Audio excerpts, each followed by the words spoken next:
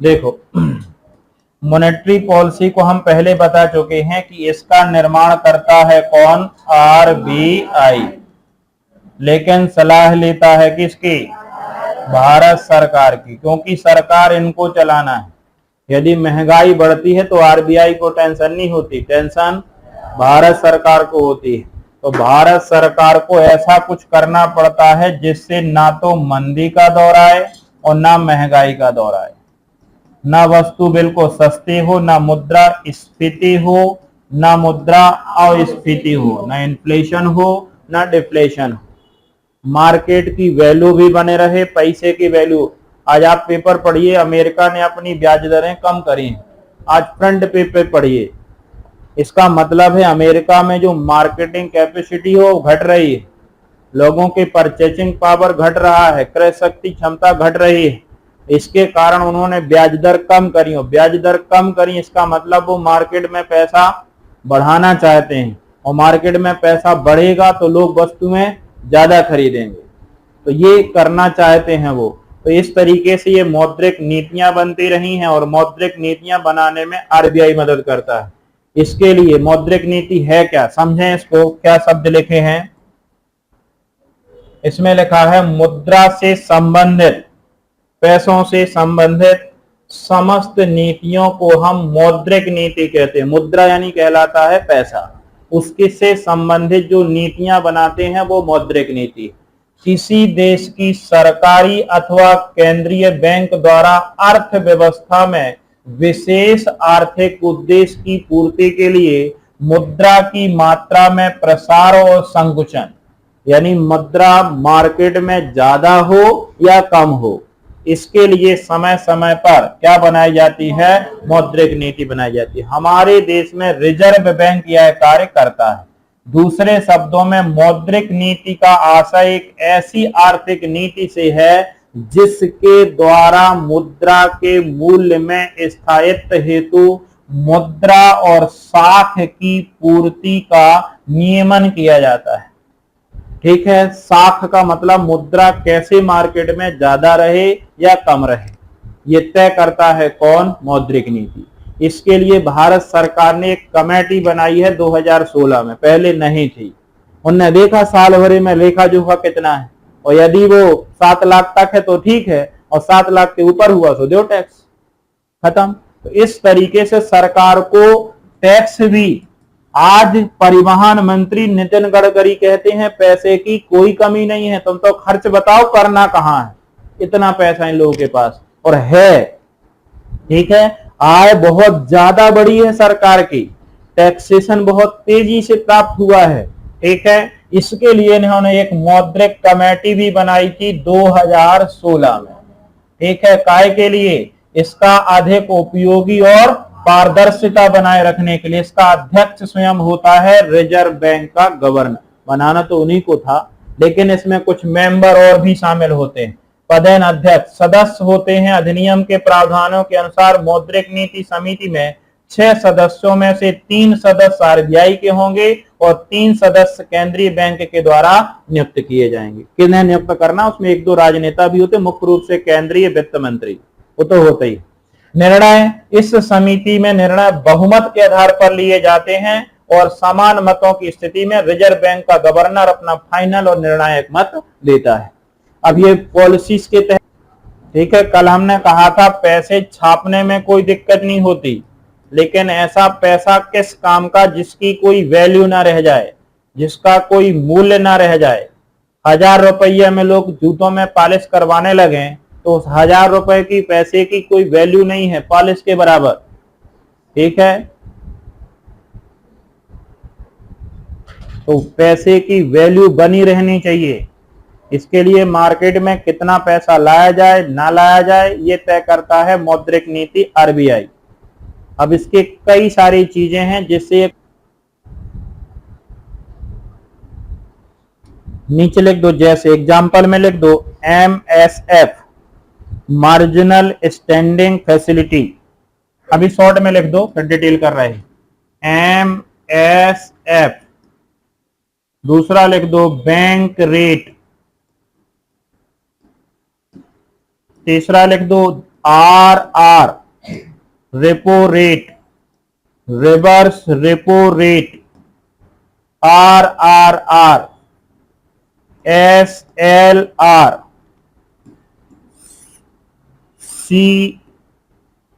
SLR, CRR, ये सारे मानक हैं इसके। एक और है PLR, primary landing rate, PLR, ये सब पढ़ेंगे। MSF, bank rate, RR, RRR, CRR, SLR और PLR मान होते हैं आंकड़े उनको। एक कहलाता है MSF, जिसे कहते हैं मार्जिनल स्टैंडिंग फैसिलिटी। देखो हर चीज का शब्द बता देता है क्या चीजें हैं। देखो क्या लिखा है यहां हिंदी में, सीमांत मानक सुविधा, यानी कुछ सीमा तक सुविधा है ये, मान्य, कुछ सीमा तक मान्य की सुविधा। और कुछ सीमा का मतलब मात्र एक दिन के लिए माना जाएगा, तो वो कहलाएगा MSF। अभी हम समझा दे रहे हैं, ठीक है। दूसरा कौन है, बैंक रेट। यदि मान लो 14 दिन से अधिक के लिए लेना, ये किसमें कितना है, 3। यहां पे 3 चीजें ध्यान रखना। बैंकों का बैंक कौन हो गया, RBI। कौन हो गया, RBI, reserve bank of India. बाकी सारे बैंक इसके अंडर में आएंगे, चाहे वो SBI हो, चाहे वो PNB हो, ठीक है, चाहे वो ICICI हो, चाहे वो HDFC हो। हमें बैंक लेना है, जनता को पैसा चाहिए, तो जनता डायरेक्ट RBI नहीं जाएगी, जनता जाएगी बैंक के पास। किसके पास, बैंक के पास, कि हमें लोन चाहिए। अब वो सरकारी हो सकता है, वो प्राइवेट हो सकता है, ठीक है। तो यहां पे जनता बैंक से पैसा लेती है, और बैंक किसके अंडर में काम करते हैं, RBI। देखो RBI बैंकों को पैसा देती है, किसको देती है, बैंकों को। और ये बैंक पैसा 3 तरह से हो सकता है। मान लो SBI से के पास कोई ऐसा ग्राहक आ गया जिसने कहा हमें 500 करोड़ की जरूरत है या जमा है उसके। उस समय SBI ने पता किया कि हमारे पास कितना टोटल अमाउंट है, और वो नहीं है 500 करोड़। अब क्या करे, तो SBI तत्काल फोन लगाएगी, किसको, आपसे, कि थोड़ा बैठो, सर को AC में बैठा लो, चाय दो सर को। अब सर जब तक चाय पी रहे, जब तक मैनेजर व्यवस्था करेगा। कहां, अब ये अपने बैंक को लगाए। इनका बैंक कौन, कि हमें अर्जेंट पैसा चाहिए आज के लिए, क्योंकि कल हमारा पैसा आ जाएगा, अभी चाहिए क्योंकि ग्राहक बैठा है। सो हमें चाहिए 1 दिन, कितने दिन के लिए, 1 दिन के लिए पैसा चाहिए उधार। किससे, RBI से। यही तो कहा गया है इसमें, यही कहलाएगा MSF, marginal standing facility. RBI बैंकों को 1 दिन के लिए जिस ब्याज दर पर ऋण देगा, दैट इज MSF। इसमें कोई दिक्कत अब इस शब्द में, कोई पूछे MSF क्या है, मार्जिनल स्टैंडिंग फैसिलिटी, हिंदी में बोलेंगे सीमांत मानक सुविधा। सीमांत मानक यानी एक निश्चित सीमा के लिए सुविधा है ये, मात्र 1 डे, कितने दिन, 1 दिन। कल हमारे पास पैसा आएगा तो हम तुम्हारा वापस, ये कहलाएगा उधार MSF, ठीक है। दूसरा, अब इसमें मान लो 1 दिन के लिए नहीं चाहिए, हमें 1 से 14 दिन के लिए चाहिए। कितने दिन, 1 से 14 दिन के लिए चाहिए, तो उसके लिए हमें ये सुविधा है, कौन से, रेपो रेट। कौन सी रेट, इसमें 2 से 14 दिन के लिए जिस दर पे पैसा मिलेगा वो कहलाएगा रेपो रेट। क्या कहलाएगा, तो दूसरा देखो इसी में, अब हमें 1 दिन के लिए नहीं चाहिए, अब हमें चाहिए 2 से 14 दिन के लिए। RBI से पैसा उधार लिया बैंकों ने, किस रेट पर? रेपो रेट पर। दोनों शब्द समझ में आ गए। दोनों में पैसा कौन उधार ले रहा है? बैंक। एक दिन के लिए ले रहा नहीं चाहिए हमें, अब 14 दिन के तक व्यवस्था नहीं हो पाएगी। कितने दिन तक? तो हमने कहा हमें MSF पे नहीं चाहिए, हमें चाहिए रेपो रेट दर पर। तो रेपो रेट में हमें 2 से 14 दिन। हमने कहा यार हो सकता है हम 14 दिन में ना चुका पाए, तो हम एक काम करो, तुम तो 14 दिन से ज्यादा 2 माह में, 3 माह में, 6 माह तक हम चुका देंगे। ये कहलाएगा बैंक रेट। क्या कहलाएगा? Bank rate. ठीक है, बैंक रेट। तो बैंक रेट होता है 14 दिन से अधिक का समय। 14 दिन से अधिक के समय के लिए यदि आपने, अब इसमें कोई सीमा नहीं है, 6 माह, 1 साल, 1.5 साल, 14 दिन से अधिक के समय के लिए पैसा लिया, इसे कहते हैं क्या? Bank rate. RBI बैंकों को 14 दिन से अधिक, मतलब कब? दीर्घकालीन, जिस ब्याज दर पर ऋण देता है वो कहलाता है बैंक रेट। अब आप हमें ये बताओ, ये तीनों शब्द समझ में आ गए? कोई कहे MSF क्या है? तो जब बैंक RBI से एक दिन के लिए पैसा लेता है, किताब में मत पढ़ना, इतनी कठिन लैंग्वेज है किताब की कि नहीं समझ में आएगी, 4 बार पढ़ोगे तब भी नहीं, क्योंकि यहाँ जो हमने शब्द यूज किए बिल्कुल सिलेक्ट एक लाइन में हम बता रहे हैं, उसमें 5 लाइनों में तो वो समझाते हैं और बाद में जब पढ़ लेते तो कुछ समझ में नहीं आता कि हुआ क्या है। यहां बताएं आप, MSF समझ में आ गया? SBI RBI से एक दिन के, भाई इसी प्रकार से लोग पैसा लेते हैं। आप कोई पैसे आए, भैया दे दो यार, वो बीमार है मम्मी, हम शाम के दे देंगे। तो आपने तत्काल पैसे लिए 10,000 चले गए और वादा कर दिया कि या तो शाम के नहीं तो कल सुबह, तो ये तत्काल। दूसरी व्यवस्था 15 दिन का व्यवस्था कर दो, जैसी सैलरी आएगी सो हम तुम्हारा पैसा, तो दूसरी व्यवस्था 15 दिन तक की हो गई। और तीसरी व्यवस्था है कि यार अभी देखो इस साल थोड़ा अच्छा बजट नहीं चल रहा, बिटिया की शादी करी है तो खर्च हो गए हैं, हम अगले 6 महीने में तुम्हें लौटा दें। अब आप हमें इसमें बताओ, तीनों में से ब्याज ज्यादा किस में लगेगा? आप एक अनुमान लगाओ कि तीनों में से रेट ज्यादा कौन सा? तीनों में ब्याज लगेगा। इसमें पैसा लिया तो MSF कहलाएगा, लेकिन ब्याज लगेगा। इसमें भी सरकार ब्याज लेगी, ये भी। कौन सा ज्यादा होगा, MSF या बैंक रेट या RR? भाई स्वाभाविक सी बात है, तुम एक दिन के लिए किसी से पैसा लेगो, सामने वाले का 10% लगेगा, लेना है तो लो और नहीं लेना है तो जाओ। सामने वाले को जरूरत है, वहां ग्राहक खड़ा चाय पी रहा है, नहीं है, तुम यदि कह दोगे बैंक वाले से कि नहीं है भाई साहब 500 करोड़, तो बैंक वाले काय को हमारा जमा कराया था, हमें तो देना है, दूसरे का हमें रजिस्टर किया, वहां वकील साहब बैठे हैं, हमें अभी देना है, और भाई हमारे जमा किया तो हम तो अपने ही पैसा मांग रहे, तुमसे तो ले नहीं रहे, तो तुम्हें देना पड़ेगा। तो बैंक वाले मना तो नहीं करेंगे ना। तो आपकी इज्जत राख ली किसने? RBI, और तुम्हें तत्काल दे रहा है, तो निश्चित है कि MSF हमेशा बैंक रेट और रेपो रेट से ज्यादा होता है। दूसरा, RR और बैंक रेट में ज्यादा कौन होगा? RR और बैंक रेट में, इसमें बैंक रेट ज्यादा होगा। क्या होगा? क्योंकि इसमें कितने दिन के लिए? 14 दिन। ये लंबे समय, सॉरी, RR ज्यादा होगा। क्या होगा? RR, क्योंकि ये कितने दिन के लिए? 14, और ये मिलता है लंबे समय। और लंबे समय का मतलब बैंक वाले जानते हैं 6 महीने ना दे तो और अच्छा, और 8 महीना ना दे तो और अच्छा। बैंक वालों से कभी आप लोन लेना, कभी जाना, यदि जर्नल जो लोग लिए होंगे, बैंक वालों से आप कहो भाई साहब हम 3 साल में चुका दें, बैंक वाले नहीं नहीं नहीं 8 साल के लिए लो, तुम चुका दोगे तो अच्छी बात, नहीं चुका पाए तो आराम से चुकाते रहना। जल्दबाजी का, मान लो कोई स्थिति खराब हो गई तो, इसलिए तुम 3 साल मत लिखवाओ। कितना साल लिखवाओ? 8 साल। जरूरत है तो कहो हम 10 लिख दें, मतलब वो लॉन्ग टाइम के लिए आपको लोन देंगे। उन्हें पता है कि हम जितना लंबा लोन खींचेंगे उतना ज्यादा हमें ब्याज मिलेगा, और बैंक की कमाई केवल ब्याज है, कोई और उसे सुविधा नहीं मिलती। क्या मिलता है? ब्याज। तो कोशिश की जाती है कि मैक्सिमम लोगों को लोन दो। बैंक हर बार, कभी हम जर्नल में बोल रहा हूं मैं, अभी कभी जैसे जैसे PNB में हमारा या यूनियन में रहता है, सब मैनेजर साहब से लेके सब जानते हैं।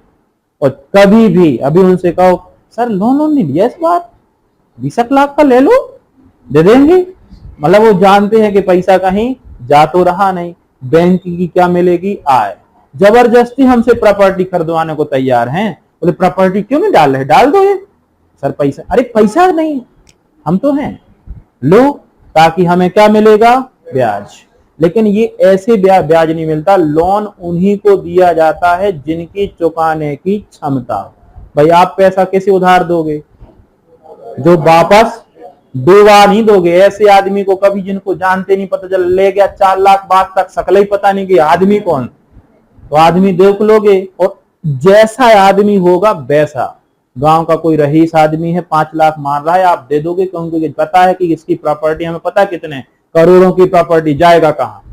और कोई ऐसी गरीब हो आपके यहाँ वर्कर जो काम करता हो, पोछा वाली बाई, वो कहे दे दो भैया 2 लाख। तुम तो पहले देखो 2 लाख तुम्हें 500 चाहिए हो तो ले लो, क्योंकि तुम्हारी चुकाने की क्षमता 500 की है। तो आप सामने वाले को देख के पैसा देते हैं। बैंक भी सामने वाले का बैकग्राउंड देखता है फिर पैसा देगा। इसके लिए देखा जाता है ITR। क्या देखा जाता है, टैक्स रेवेन्यू। आपने टैक्स कैसे जमा किया है। यदि आप टैक्स 5 लाख तक ईयरली जमा कर रहे हैं, मतलब बैंक मानता है कि आपकी साल भर की इनकम 5 लाख के आसपास है, हम आपको 3 लाख तक लोन दे देंगे। ये तय करेगा आपके अकाउंट का डिटेल, और अकाउंट डिटेल बता देता है कि आपका साल भर में कितना ट्रांजिशन हो रहा है। इस तरीके से ये 3 चीजें समझ में आ गई। चलो अब इसके आगे देखो।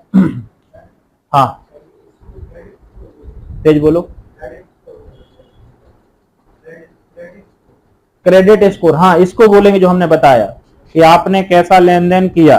बैंक में आपने पिछला लोन लिया है और समय पे लोन चुका दिया। पिछली बार आपने 5 लाख लिया था, अब बैंक आपको 8 लाख तक दे देगा।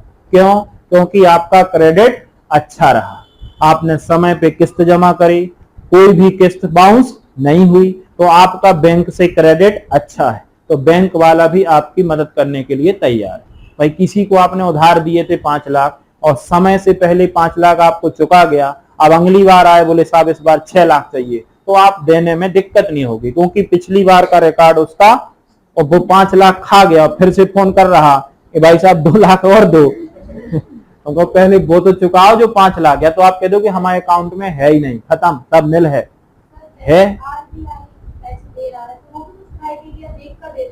बिल्कुल, ये बैंक की कैपेसिटी के ऊपर डिपेंड करता है कि बैंक कितना बड़ा है, ये बताते हैं, अभी वो भी बताएंगे। ठीक है, ये 3 शब्द समझ में आ गए। अब 2 शब्द और समझो। एक होता है CRR और एक होता है SLR, कैश रिजर्व रेशियो। क्या होता है, कैश रिजर्व रेशियो। और एक स्टैट्यूटरी लिक्विडिटी रेशियो, संवैधानिक तरलता अनुपात बोलते हैं इसको। तो ये 2 हैं, CRR और SLR।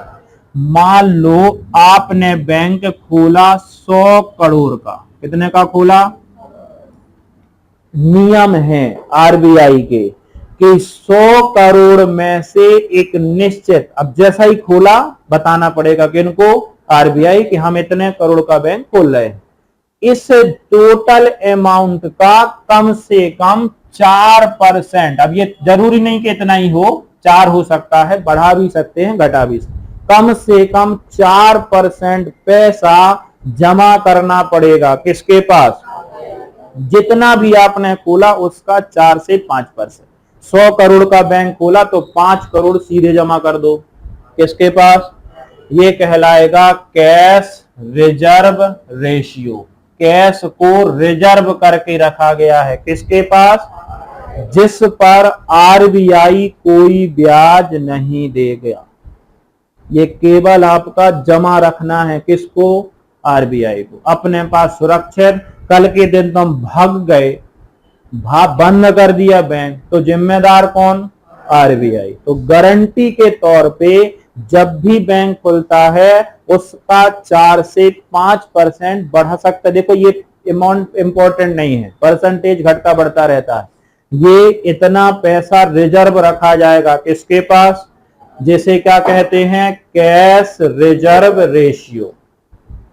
इसको शायद हिंदी में नगद आरक्षित अनुपात क्या बोलते हैं, नगद आरक्षित अनुपात। ये समझ में आ गया CRR। SLR, जो भी बैंक खोलता है उसे अपने पास टोटल अमाउंट का कम से कम 18% अपने पास सुरक्षित रखना पड़ता है। इसे कहते हैं SLR। संवैधानिक, ऐसे कुछ नाम है, तरलता, वैधानिक तरलता अनुपात, तरलता अनुपात, ठीक है। तो इसे क्या बोलते हैं, CRR को कैश रिजर्व रेशियो, नगद आरक्षित अनुपात। ये दो शब्द समझ में और आ गए आपको। CRR SLR पता समझ में आया। CRR क्या है, बैंक को अपने टोटल अमाउंट का कम से कम 4 से 5% RBI के पास जमा रखना पड़ता है, जिस पर RBI कोई ब्याज, इसे कहेंगे CRR। SLR क्या है, स्टूडिटी लिक्विडिटी रेशियो। ये कहलाता है बैंक टोटल अमाउंट का कम से कम 18, यानी आपने 100 करोड़ का बैंक खोला तो 25 करोड़ तो बिना काम के खत्म, 4-5 करोड़ दे आए RBI को और 20 करोड़ आपको सुरक्षित रखना है, वो किसी को लोन पे नहीं दे देना है, ये रखना ही रखना है इमरजेंसी के लिए, ठीक है। ये नहीं कि किसी का पैसा जमा है तो बस तुम तो कहते भाई है ही नहीं हमारे पास, हमने तो सब दूसरों को दे दिए, अरे है नहीं, हमने तो जमा किया तो हमें तो हमारा पैसा चाहिए। और ये आप कभी ग्राहक को मना नहीं कर सकते। छोटे बैंक वाले कभी कभी इसको सुलझाने के लिए हेड ऑफिस भेज देते हैं। मान लो कोई आप गोपालगंज SBI में गए और तुमने कहा हमें 600 करोड़ चाहिए, तो पहले तो देखेगा आपको 600, एक काम करो 2 मिनट रुको, तो पहले वहां के बैंक मैनेजर से पूछेगा इनका कितना जमा है, बोले है 800 करोड़ जमा है, बोले है नहीं, एक काम करो आप हेड ऑफिस चले जाओ। कहाँ चले जाओ, हेड ऑफिस। फिर वो हेड ऑफिस को फोन लगा देंगे, थोड़ा देख लो ये बड़ा अमाउंट है, ठीक है, तो वो फिर भेज देंगे आपको कहाँ, SBI, यहाँ सिविल लाइन के पास, वो ग्राउंड के पास, तो हेड ऑफिस, और हेड ऑफिस के पास होगा तो ठीक, नहीं तो वो फिर संपर्क कर लेंगे दूसरे बैंकों से। इस तरीके का टोटल अमाउंट का कम से कम 18, यानी 100 करोड़ का बैंक खोला जिसमें 25 करोड़ तो खत्म हो गए, बचे कितने आप, 75 करोड़। इस पे आपको काम करना है। तो शायद ये 2 शब्द समझ में आ गए, 3 शब्द ये समझ में आ गए। अब आगे देखो, अब जनता को पैसा चाहिए बैंक से, किससे चाहिए, बैंक से। जनता को चाहिए बैंक से पैसा, तो यहां पे 2 प्रकार के ब्याज होते हैं। 2 बैंक भी लोगों को देख के ब्याज देता है, और ये ब्याज अलग अलग बैंकों का अलग अलग होता है। यदि सामान्य रेट से आप ले रहे हैं, इसे कहते हैं प्राइमरी PLR, क्या बोलेंगे, प्राइमरी लैंडिंग रेट। सामान्य व्यक्ति, जनता को बैंक जिस दर पे ब्याज देती है, जिस दर पे पैसा देती है, उसे कहते हैं PLR, क्या बोलेंगे, प्राइमरी लैंडिंग रेट। हिंदी में बताओ क्या है, प्रधान उधार दर।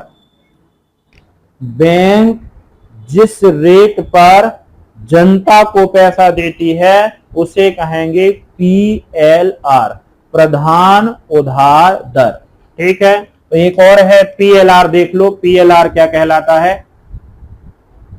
ये है PLR, ठीक है। PLR कहलाता है प्रधान उधार दर। बैंक ग्राहकों को जिस दर पर ब्याज देती है दैट इज PLR। SLR अभी अभी बताया, वैधानिक तरलता। बैंक को अपने पास कुल जमा का 18% अपने पास रखना पड़ेगा, जिसे कहेंगे SLR। और एक और बताया CRR। CRR क्या है, नगद आरक्षित अनुपात। क्या कहते हैं इसको, बैंकों को अपने कुल जमा का लगभग 4% किसके पास, आरबीआई के पास रखना होता है, जिस पर आरबीआई कोई ब्याज, ये कहलाएगा सीआरआर। मान लो कोई स्पेशल व्यक्ति, पुराना ग्राहक, फेमस ग्राहक, जिसका बैंक से अच्छे संबंध हैं, वो कहता है यार थोड़ा ब्याज ज्यादा नहीं है, हमें 600 करोड़ चाहिए उधार, तो आप भी कहोगे यार एक काम करो थोड़ा कम में दे दो। अपना परमानेंट ग्राहक है, जैसे मान लो कोई सामान्य, आप गांव के जागीरदार हो, सामान्य पैसा देते हो 8% की दर से, तो ये आपका खास आ गया, तो आप सबको एक समान तो नहीं दोगे, एक काम तुम 5% दे देना, ले जाओ, मम्मी बीमार है चलो 4% दे देना, ठीक है। तो ऐसे इसे कहते हैं बेस रेट। क्या बोलते हैं इसको, बैंक अपने चुनिंदा ग्राहक, सिलेक्टेड जो ग्राहक हैं, कस्टमर हैं, न्यूनतम ब्याज दर पर ऋण देता है, जिसे कहते हैं बेस रेट। बेस रेट हमेशा पीएलआर से कम होता है, पीएलआर से कम होगा कौन, बेस रेट। तो एक हो गया पीएलआर और एक हो गया बेस रेट। तो पीएलआर और एक और हो गया कौन, बेस रेट। दोनों में ब्याज देगी, बैंक किसको देगी, जनता को देगी, लेकिन ये प्रधान है, सामान्य व्यक्तियों को इसी रेट पर बैंक देगा, लेकिन कुछ सिलेक्टेड बैंक के जो हैं उन्हें एक बेस रेट पर देती है, ठीक है। बैंक किसको, उस व्यक्ति को जो खास व्यक्ति है उसे कहते हैं बेस रेट। तो हमने ये 5-6 शब्द समझे। एक शब्द समझा एमएसएफ, दूसरा शब्द समझा क्या, आरआर, दूसरा शब्द समझा आरआर बैंक रेट, तीसरा शब्द समझा आरआर, चौथा समझा सीआरआर, पांचवा समझा एसएलआर, छठवां समझा पीएलआर, सातवां समझा बेस रेट। अब रेपो रेट के अपोजिट होता है रिवर्स रेपो रेट।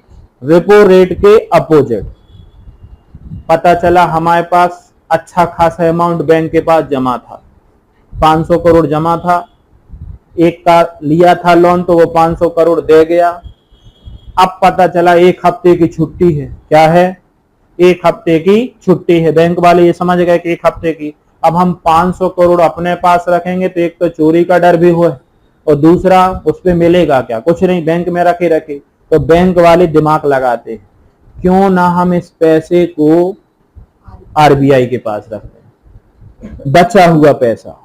तो बैंक वाले क्या करते हैं, एक्स्ट्रा पैसा कभी कभी दे देते हैं, किसको, आरबीआई को, कि यार 500 करोड़ है रख लो, जब जरूरत पड़ेगी सो हम ले लेंगे। तो इनने पैसा जमा कर दिया, आरबीआई ने मंगाया नहीं, आपके पास एक्स्ट्रा था सो आपने रख दिया, किसके पास, इस पर आरबीआई आपको लमसम ब्याज देगी, आरबीआई आपको कुछ ब्याज देगी, जिसे कहते हैं रिवर्स रेपो रेट। क्या बोलते हैं इसको, reverse repo rate. Repo rate क्या है, रेपो रेट था बैंक, आरबीआई बैंकों को उधार देती है, लेकिन एक ब्याज लेगी 2 से 14 दिन के लिए, उसे कहेंगे रेपो रेट। यानी यहां से पैसा यहां आया, उस पे ब्याज, रेपो रेट। यहां से पैसा यहां गया, उस पे ब्याज, रिवर्स रेपो रेट। तो रेपो रेट का उल्टा होता है क्या, रिवर्स रेट। अब आप बताओ रेपो रेट ज्यादा होगा या रिवर्स रेपो रेट ज्यादा होगा, रेपो रेट ज्यादा होगा, क्योंकि तुम्हारी जरूरत है, सो हम तुम्हें पैसा दे रहे, सो 8% लेंगे, कितना, और तुम्हें रखना है हमारे पास तो 4% देंगे, रखना है रखो और नहीं तो ले जाओ। तो हमेशा आर कम होता है आर से, यानी रेपो रेट ज्यादा होता है, रिवर्स रेपो रेट कम। अब बाकी ऐसी गुणा भाग लगाओ, ये बताओ बैंक रेट ज्यादा होगा या बेस रेट ज्यादा होगा, बैंक रेट ज्यादा होगा, रेपो रेट ज्यादा होगा या बेस रेट ज्यादा होगा। आराम से सोच विचार के, कोई जल्दबाजी नहीं। बैंक रेट या रेपो रेट ज्यादा होगा या बेस रेट ज्यादा होगा?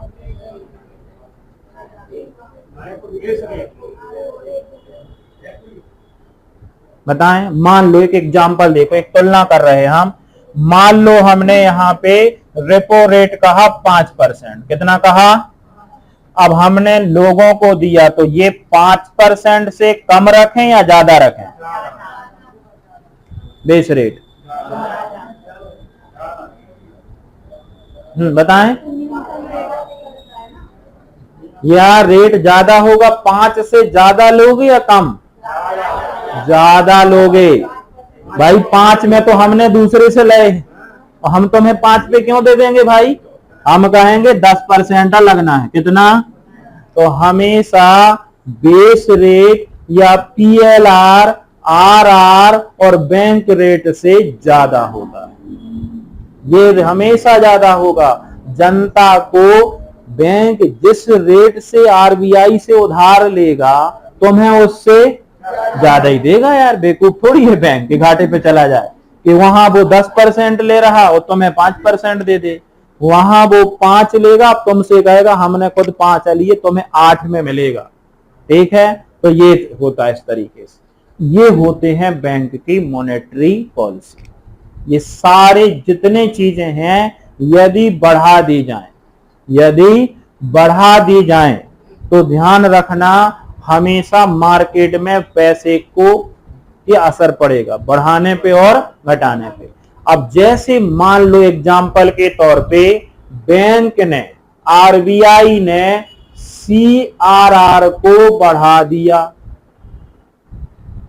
बैंक ने, आरबीआई ने इस साल तय किया कि सीआरआर अब 4% नहीं, अब 8% लगेगा। कितना लगेगा? तो आप बताओ बैंक के पास पैसा ज्यादा रहेगा या कम? कम रहेगा। और बैंक के पास कम रहेगा तो लोन बढ़ेगा या कम होगा? लोन का ब्याज। मान लो बैंक को जनता को पैसा देना है तो अब क्या है, कम रेट पे देगा या ज्यादा पे? ज्यादा पे देगा। यानी तत्काल एसबीआई ब्याज दर क्या कर देगी? बढ़ा देगी। क्योंकि हमारे पास खुद नहीं है पैसे, हमारा जो था वो ले गए कौन? आरबीआई। इनने जो लेते थे 4 करोड़ सो जमा हो गए हमारे 8 करोड़, तो हमारे पास खुद नहीं बचे। हम तुम्हें क्यों देंगे? वो ले नहीं है तो वो हाई रेट पे देंगे। यानी अभी हम 6% लेते थे तुमसे ब्याज 1 लाख पे, साल भरे में 1,06,000। ध्यान रखेंगे बैंक में साल भर का ब्याज होता है, महीने पे नहीं जुड़ता। आपने बैंक से लिए 1 लाख, साल भरे के लिए 6% की दर से, तो अगले साल देना पड़ेगा 1,06,000। इनने कहा अब लगेगा 8%। कितना लगेगा? यानी इनने बढ़ाया सीआरआर, तो इनने बढ़ाया ब्याज दर। अब 8%, तो लोग पैसा ज्यादा लेंगे कि कम? कम लेंगे। पहले कोशिश तो करी थी 8 लाख ले लेंगे, लेकिन जब बैंक गए तो कह रहे 5% नहीं है, अब तो 8% है। तुमने कहा भाई साहब अब 8 लाख नहीं, अब 5 ही लाख दो। सो जनता के पास पैसा कम होगा या ज्यादा? जनता के पास पैसा हो गया कम। और जब जनता के पास पैसा कम होगा तो वस्तु महंगे रेट पे खरीदेंगे या सस्ते रेट पे? तो वस्तु हो जाएगी सस्ती, यानी मुद्रा अस्फीति। कैसी बात? वस्तु के रेट क्या हो जाएंगे? कम। और यही मार्केट का असर है। जब लोग ऊंचे ऊंचे रेट पे वस्तु खरीदने लगते हैं, एकदम ऐसे चलते हैं, कहा है भैया और कितने की कार? 15 लाख, 2 पैक कर दो कार। एक है। हाँ, जब पैसा, भैया लोगों की दशा दिशा बदल जाती पैसे को लेके। वही व्यक्ति जो कभी गरीब था, भाई साहब नमस्ते भाई साहब, जी हुजूरी करता था और नौकरी का लग गई, ठीक है, या मुआवजा मिल गया 20 लाख, अब तो वो ऐसे निकल जाता है और साहब बढ़िया, ठीक है, बोलता तक नहीं है। तो पैसे आदमी की दशा और दिशा बदल देता है। वही जो आपको भाई साहब कह के बात करने का, बे कह के बात करने लगे, ठीक है, तो ये आवाज बदल देता है, टोन बदल देता है, रिश्ते नाते बदल जाते हैं।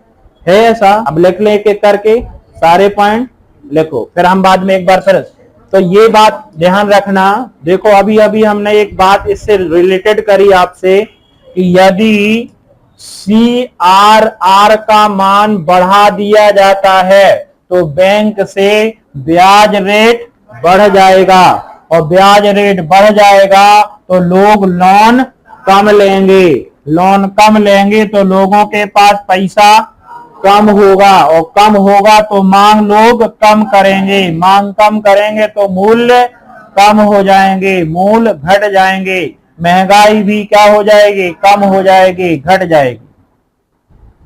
और यहां पे उल्टा कर दें तो बिल्कुल यहां चेंज हो जाएगा। अब ये RBI को काम करना है कि ज्यादा लोग तो नहीं खरीद रहे, जो महंगाई होती है, कई लोग कहते हैं अरे बहुत महंगाई बढ़ गई, टमाटर 80 रुपए किलो, ठीक है, अभी मार्केट से पैसा खींच लेगा, लोग प्याज की सब्जी बनाने लगेंगे, टमाटर डालेंगे नहीं, ठीक है, क्योंकि पैसा ही नहीं रहेगा जेब में, तो टमाटर कहां से खरीदेंगे 80 के। और जब टमाटर नहीं खरीदेंगे, सब्जी वाले पूरे दिन बेचे, 2 किलो नहीं बेचे, कल से कह देंगे भैया अब 60 के टमाटर है, अगले दिन 40 के बेचे, क्योंकि वो सड़े जा रहे नहीं तो ऑटोमेटिक वस्तु के रेट घट गए। तो ये सरकार तय करती है कि मार्केट में पैसा ज्यादा तो नहीं है, मार्केट में पैसा कम तो नहीं, बना रहना चाहिए, ठीक है। जैसे मैंने एक तुलना करी थी कि आपके पास पापा पैसा डालते हैं, लेकिन उतना जितनी आपको, ऐसा नहीं है कि बेटा पैसा, तुमने कहा पापा 5,000, पापा ने डाल दी 1 लाख, अब तुम 3 दिन से फोन तक नहीं लगा रहे पापा को, ठीक है, महीने भर हो गए घर नहीं गए, और नहीं तो हर 2-3 दिन में आए पापा, हाँ फीस जमा करनी थी कोचिंग की, तो आप इस तरीके से, तो पापा उतना ही देते हैं, ना तुम्हें ये लगे कि पैसे नहीं है, ना इतना ज्यादा देते हैं कि तुम डेली पता चला पैराडाइज होटल में खाना खा रहे, वहीं फिल्म देख रहे, दोस्तों के साथ घूम रहे, आपका खर्चा भी होता रहे, ना कमी होना चाहिए ना ज्यादा होना चाहिए। और ये घर वाले आपको मेंटेनेंस करके रखते हैं, बहुत पैसा है पापा के पास, लेकिन आपको उतना ही दिया जाता है जितना आपको जरूरत होती है, ठीक है। देखो कई लोग कहने लगते हैं तुम्हें नहीं लड़का को बिगाड़ा है, नहीं है, और पापा ही पे कहने लगे, इसमें गलती लड़का की नहीं है, आप ही की है, खूब तो पैसा देते थे, कार खरीद दी लड़के को, अरे का जरूरत थी, जब पढ़ाई कर रहा है दहेज में मिल जाती कार, देखो, लेकिन अब नहीं देगा 2 व्हीलर, क्योंकि लड़का की नहीं लगी नौकरी, तो कौन देने वाला है, अब नहीं लड़के को बहू नहीं दे रहा कोई, देखो, हाँ ऐसे आते हैं अभी एग्जाम्पल में। चलिए लिखो पहले MSF, लिखो marginal standing facility, marginal standing facilities,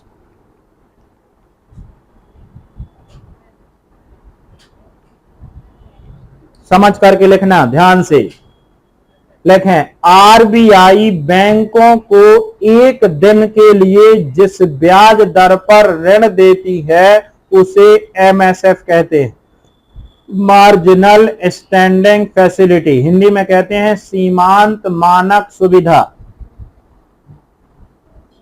Rajendra battery लेके आओ। RBI बैंकों को जिस एक दिन के लिए जिस ब्याज दर पर ऋण देती है उसे MSF कहते हैं। The interest rate at which RBI give loan to banks for 1 day is called MSF।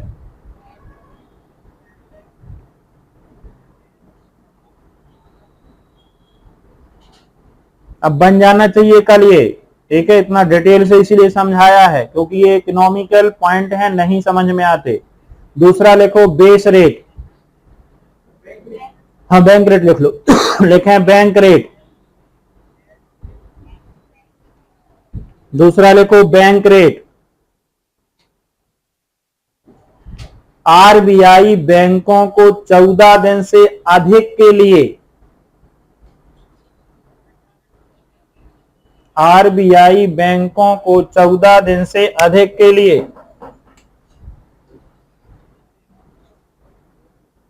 Bracket में लिख दो दीर्घकालीन जिस ब्याज दर पर ऋण देती है उसे बैंक रेट कहते हैं। इसकी बैटरी दे दो, रखें। The interest rate at which RBI give loan to bank for more than 40 days long term is called bank rate. लंबे समय के लिए 14 दिन से अधिक समय के लिए ब्याज दे तो वो bank rate.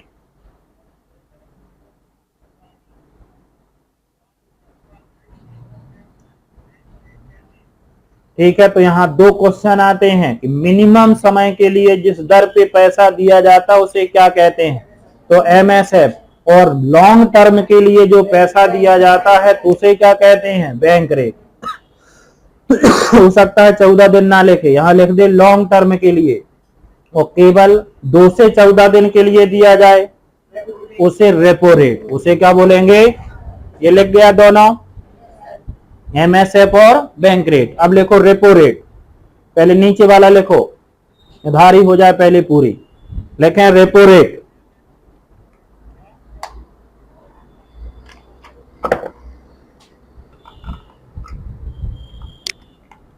Repo rate RBI बैंकों को 2 से 14 दिन के लिए जिस दर पर ब्याज देती है उसे रेपो रेट कहते हैं।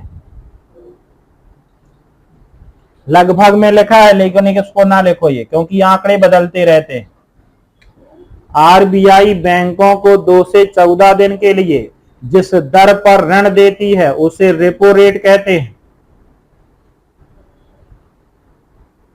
At the rate at which RBI give loan to banks for 2 to 40 days is called repo rate.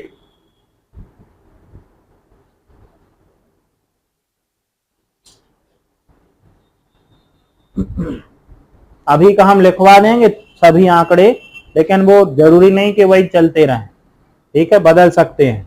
ये 3 पॉइंट हो गए, आरबीआई किसको दे, बैंकों को। चलो आगे लिखो अब reverse repo rate, RRR, reverse repo rate,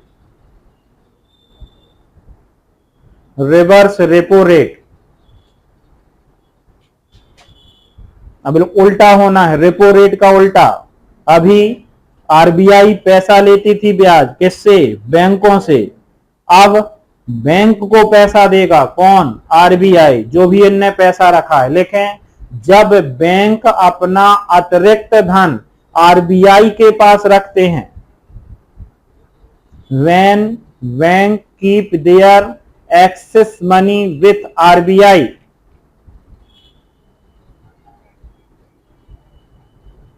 तो आरबीआई द्वारा दिया गया ब्याज दर रिवर्स रेपो रेट कहलाता है।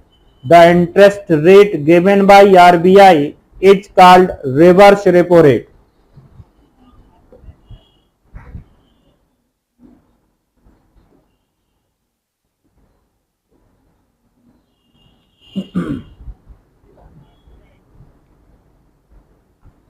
इसका मतलब क्या हुआ, repo rate is greater than reverse repo rate, यानी आरआर का मान हमेशा ज्यादा होगा रिवर्स रेपो रेट से। तो नीचे लिख दो RR greater than RRR.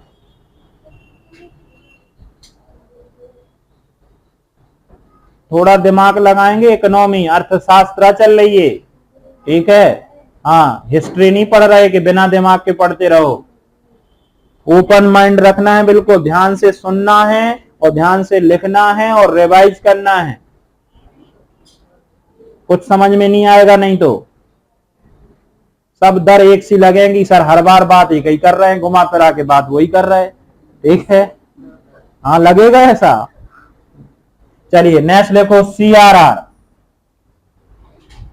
CRR cash reserve ratio, Hindi में बोलेंगे नगद आरक्षित अनुपात। क्या होना है इसमें, बैंक का एक निश्चित पैसा रखेगा कौन, आरबीआई, लेकिन उस पर कोई ब्याज नहीं देगा। खोलो बैंक, तुम लिखो नगद आरक्षित अनुपात बैंकों को अपने कुल जमा कर का, सॉरी ये कर नहीं होगा। कुल जमा पूंजी का लिखो, कुल जमा पूंजी का cash reserve ratio bank have to keep 4% of the total deposit with RBI. कुल जमा पूंजी, टोटल कैपिटल लिख दो, टोटल कैपिटल, हाँ ठीक है डिपॉजिट लिखा तो है। कुल जमा पूंजी का, टोटल डिपॉजिट कैपिटल का आरबीआई के पास रखना होता है, जिस पर आरबीआई कोई भी ब्याज नहीं देते, on which RBI does not give any interest.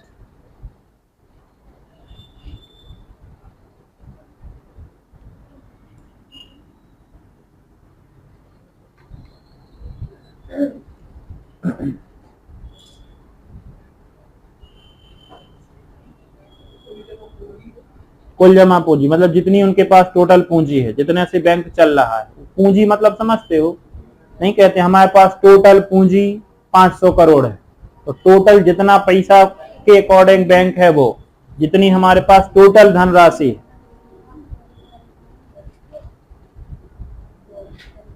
हो गया ये। अब इसी के दूसरा लिखना है एसएलआर, स्टेटुअरी, STATUTORY, लिक्विडिटी रेशियो, वैधानिक तरलता अनुपात,